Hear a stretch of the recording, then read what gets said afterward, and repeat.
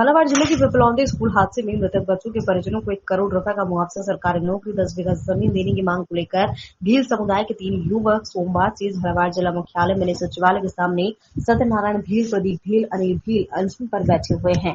जयपुर के शहीद स्मारक पर पिपलौदी मामले में मुआवजे की मांग को लेकर मीणा समाज के नेता नरेश मीणा भी बकरियों को साथ लेकर धरने पर बैठे हुए हैं, जहां पर कुछ राजनेताओं का कहना है कि पीड़ित परिवारों को बकरियां हमने दी थी।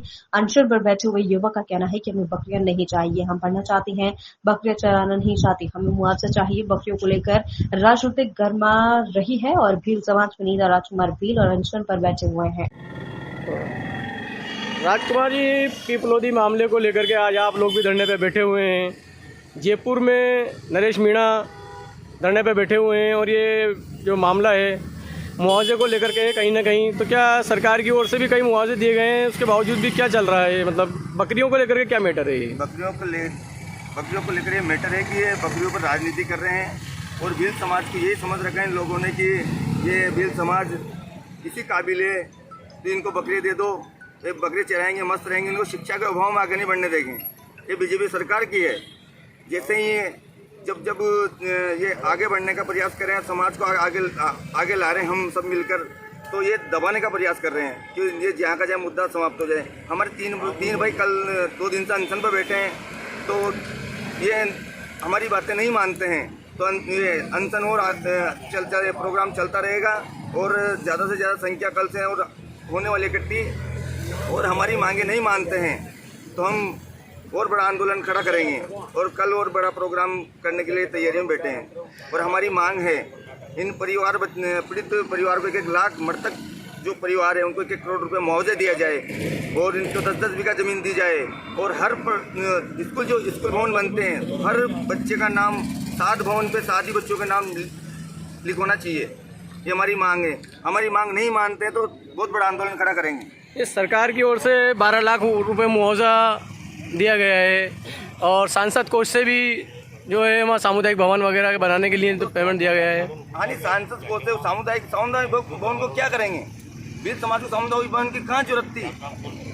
उनको जरूरत कहाँ थी सामुदायिक भवन की? हमें जरूरत है, उनको परिवार को मुआवजा मिलना चाहिए।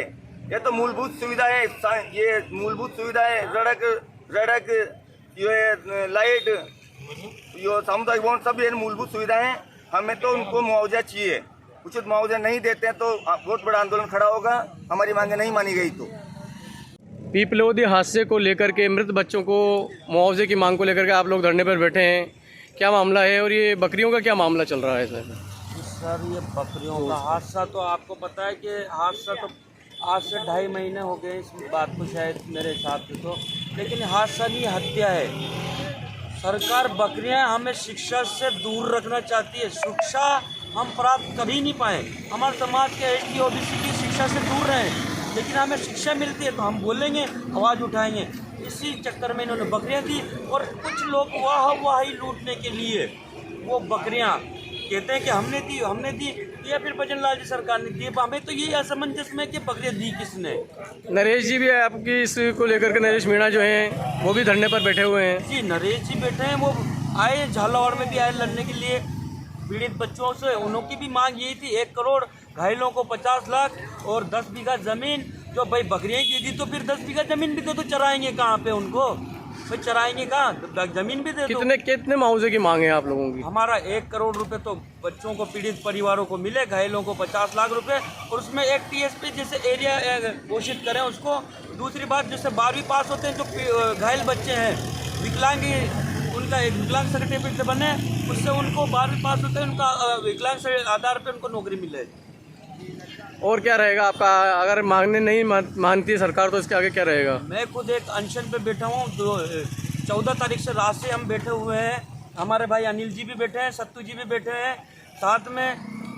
ये सरकारें नहीं मानती है तो ये पूरा भील समाज उग्र आंदोलन के लिए तैयार है।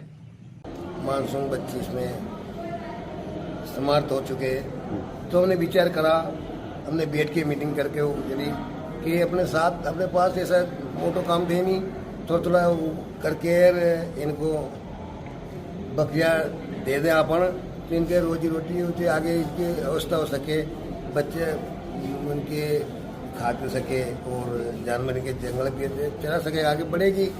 और इसलिए इसकी आगे बढ़ के स्वयं मिल जाएगा। आपने